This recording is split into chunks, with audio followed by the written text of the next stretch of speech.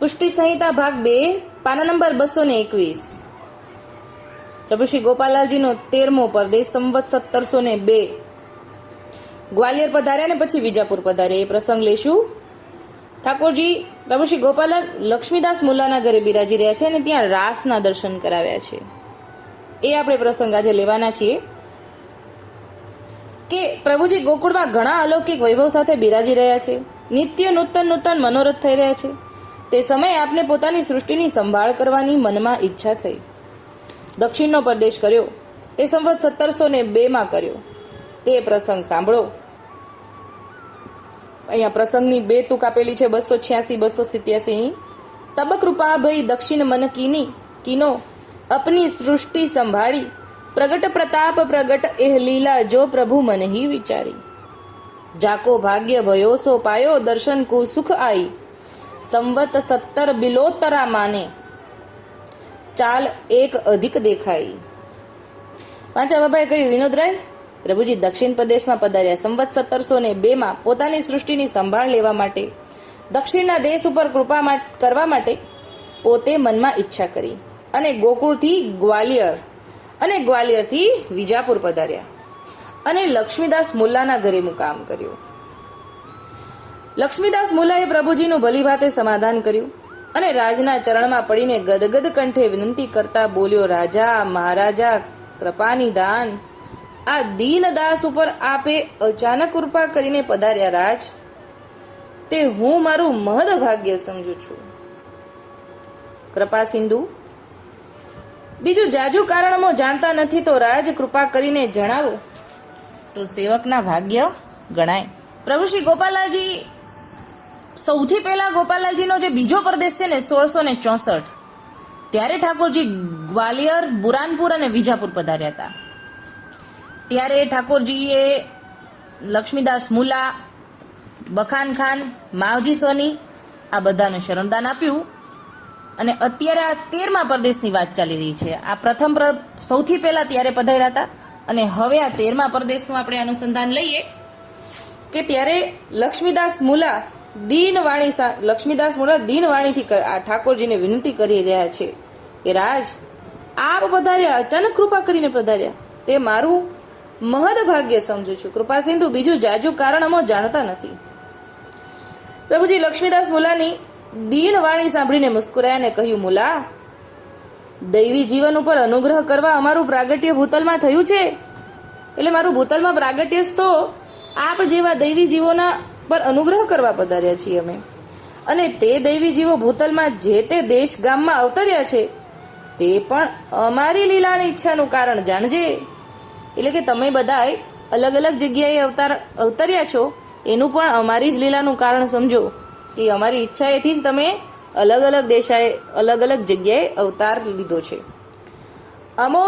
અમારા પ્રગટ સ્વરૂપનું અને પ્રગટ લીલાનું પ્રતાપ બળ જણાવવા માટે અમોને મનમાં ઈચ્છા થતા અને અમારી સૃષ્ટિના જીવોની સંભાળ કરવાને કારણે પધાર્યા છીએ। એટલે અમારું પ્રતાપ બળ અમે તમને બતાવવા માંગીએ છીએ, અમે અમારી લીલા તમને બતાવવા માંગીએ છીએ અને અમારા જીવો જે શરણદાન અમે આપેલું છે એની અત્યારે ફરીવાર અમને સંભાળ લેવા માટે પધાર્યા છીએ। એટલે છેક ઠાકોરજી ગ્વાલિયર ને પછી વિજાપુર કેમ પધાર્યા? તો આટલા સમય પછી પધાર્યા છે તો હવે બધા સંભાળ લેવા માટે, કે હવે બધા કુશળ મંગળ છે, હું ફરીવાર લીલા બી તો બતાવું। ઠાકોરજી ને પણ પોતાના જીવોની સંભાળને યાદ આવે છે એટલે ઠાકોરજી પધારે છે। ઘણા સમયથી સેવકજનો અમારા દર્શન સુખની લાલસા રાખી રહ્યા હતા અને તેની વિનંતી વારંવાર આવવા છતાં આ દેશ તરફ પધારવાનો અવકાશ મળતો જ નહોતો। એટલે કે અહીંયા બિરાજમાન જેટલા પણ ભગવદીઓ છે એ ઘણા સમયથી ઠાકોરજીની રાહ જોઈ રહ્યા છે, વિનંતી કરી રહ્યા છે, પણ બીજા બધા પરદેશમાં જવાને કારણે આ પ્રદેશ ઉપર પધારવાનો અવકાશ જ મળતો નહોતો, જેથી સેવકજનના મન મનોરથ પૂર્ણ કરવા વિચાર્યું, જેથી અચાનક પધારવું થયું। એટલે ઠાકોરજી અગાઉ શરૂઆતના વાક્યમાં આપણે જાણ્યું ને કે ઠાકોરજી ગોકુળમાં અલૌકિક વૈભવ સાથે બિરાજી રહ્યા છે, નિત્ય નૂતન મનોરથ થઈ રહ્યા છે અને ત્યાં જ ઠાકોરજીને અચાનક આ પ્રદેશ પધારવાનો વિચાર કર્યો। એટલે ઠાકોરજી કહે છે કે અચાનક જ પધારવાનું થયું। મુલા, એમાં બીજું જાજુ કારણ શું હોઈ શકે? કારણ તો સ્વામી સેવકનો પરાપૂરકનો સંબંધ જ કારણરૂપ છે. એટલે કારણ તો પ્રેમને વશ થઈને આવ્યો છું એમ કે છે. મુલાના મનનું સમાધાન પ્રભુજીએ કર્યું. પ્રભુજી પોતાની બેઠકે બિરાજી રહ્યા છે અને સર્વ સેવકજન આપ શ્રીના દર્શનનું સુખ લેવા માટે આવી રહ્યા છે. એટલે કે જ્યારે અગાઉના પરદેશમાં ઠાકોરજીએ શરણદાન જે જીવોને આપ્યું હોય એ બધા ઠાકોરજીના દર્શનની લાલસા રાખી રહ્યા હોય. એમના કોઈના નવા નવા સેવક થવા માંગતા હોય તો એમના માટે પણ ઠાકોરજીની રાહ જોઈ રહ્યા હોય. હવે આ પરદેશમાં ઠાકોરજી લક્ષ્મીદાસ મુરાનને શરણદાન આપવાનો અધિકાર આપવાના છે. ત્યાં સુધી તો બધા રાહ જોવે ને, જ્યાં સુધી ઠાકોરજીની આજ્ઞા ન હોય ત્યાં સુધી ભગવતી કોઈ શરણદાન ન આપી શકે. એટલે બધા કારણ ભેગા થયા અને હવે ઠાકોરજીને અચાનક પધારવાનું થયું. બધા ભગવતીઓ ત્યાં બિરાજી રહ્યા છે. પ્રભુજી પોતાની બેઠકે બિરાજી રહ્યા છે. પ્રભુજીના ચરણ સ્પર્શ કરીને વૈષ્ણવો ભેટ ધરે છે અને સર્વ સેવકજનો દર્શન સુખ લઈને પ્રભુજીની સન્મુખ બેઠા. સર્વના અંતરમાં આનંદ થઈ રહ્યો છે. પ્રભુજીએ પોતાનું પ્રગટ પ્રતાપ બળ અને પ્રગટ લીલાનું દર્શન કરાવવાની ઈચ્છા પ્રભુજીએ મનમાં વિચારી અને સર્વને આપની પ્રગટ લીલાનું અલૌકિક દર્શન સુખ આપ્યું, સુખદાન આપ્યું. હવે એ ત્યાં બધા સન્મુખ બિરાજે છે. ભગવદીઓ ઠાકોરજી એકાબીજા સન્મુખ છે.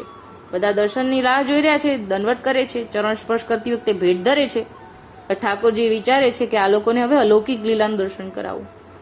પ્રભુજીએ પોતાના નિખમનીમાંથી અલૌકિક રસ રાસનું દર્શન સર્વને કરાવ્યું. હવે ત્યાં સન્મુખ બિરાજતા હોય અને બધા અચાનક જ નિખમનીમાંથી એકદમ તેજ પુંજ થયો અને રાસ લીલાના દર્શન થવા લાગ્યા.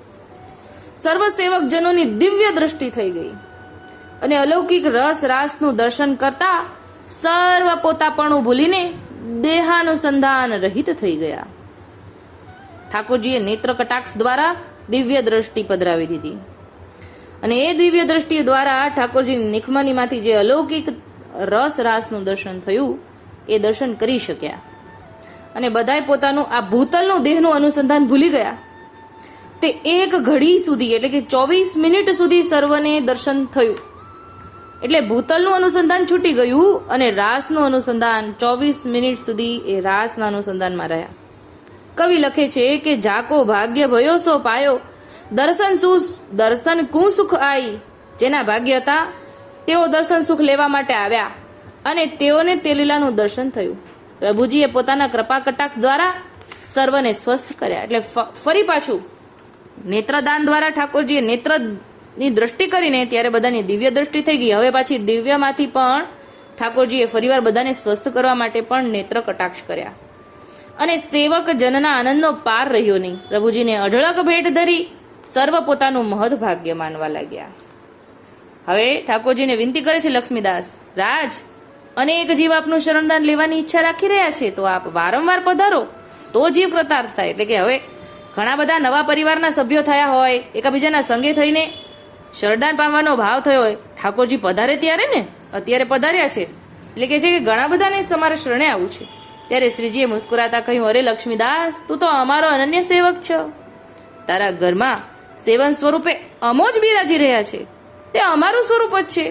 એની સન્મુખ જે જીવ શરણદાન લેવા આવે એને તું અમારા નામના મંત્રોનો ઉપદેશ આપીને ત્રિસરી માળા બાંધીને સેવક કર. એટલે અહીંયા લક્ષ્મીદાસ મુલાને ઠાકોરજી પોતાના નામ મંત્ર આપવાની આજ્ઞા કરે છે. અમારી તને આજ્ઞા છે, તે અમારો સેવક થયો જાણવું, તે જીવનો અમે અંગીકાર સર્વથા કરશું.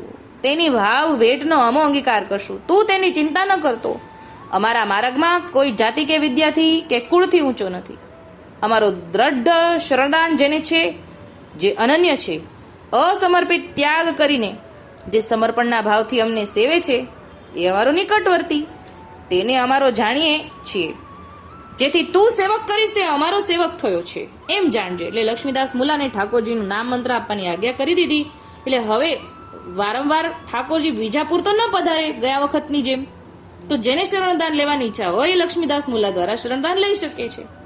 માર્ગનો ઠેરાવ તેની પાસે અમારા ઘરનો તું સર્વ જાણે તો છે તે રખાવજે. એટલે કે નવા શરણદાન પામેલા જીવની પાસે રખાવજે.